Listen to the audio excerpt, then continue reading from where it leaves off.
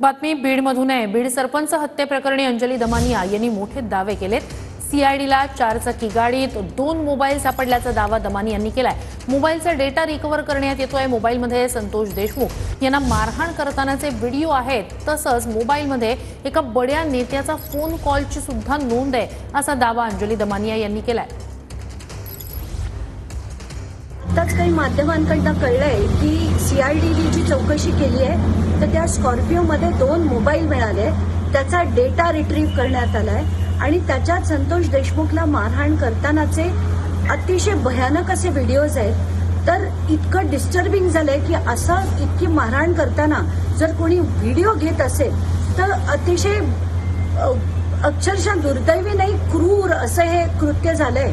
पण आणि एक महत्वाचा मुद्दा म्हणजे त्याच्यात एका बड्या नेत्याचा फोनवरचं संभाषण झालंय। हे जेव्हा कळतंय तर हा बडा नेता कोण, तात्काळ आता एका तासात त्या बड्या नेत्याचं नाव जाहीर करा, कोणाचा फोन त्या नंबरवर होता, ताबडतोब हे डिटेल्स बाहेर आले पाहिजेत, कारण हा बडा नेता कोण आहे हे आपल्या सगळ्यांनाच माहिती आहे। अहो, सगळ्याच गोष्टी सीएम साहेबांनी पॉझिटिव्ह केल्यात ना, एकही गोष्ट निगेटिव्ह केलेली नाही। 302 मोका, त्याच्यामध्ये खंडणी, 10 लाख रुपयाची मदत आणि आता प्रॉपर्टीचं अटॅचमेंट।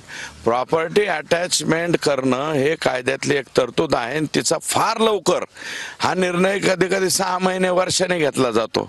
एवढ्या क्विक निर्णय घेतला त्याबद्दल मी मुख्यमंत्र्यांचं अभिनंदन करतो। महाराष्ट्राच्या जनतेच्या कुठल्याही माणसाला विचारा की आतापर्यंत ज्या ज्या चौकशा लागल्या गेल्या, जितकी प्रकरणं झाली त्यातनं सत्य कधी बाहेर आलं का, कधी कोणाला जेल झालं का, त्यांची जमीन जप्ती झाली का, आणि ती जप्ती झालेली जमीन किंवा जायदाद जी झाली, जसं अजित पवारांची झाली 1000 कोटीची संपत्ती जमा केली गेली इन्कम टॅक्स कडनं, पण ती सुद्धा पुन्हा त्यांना बहाल करण्यात आली।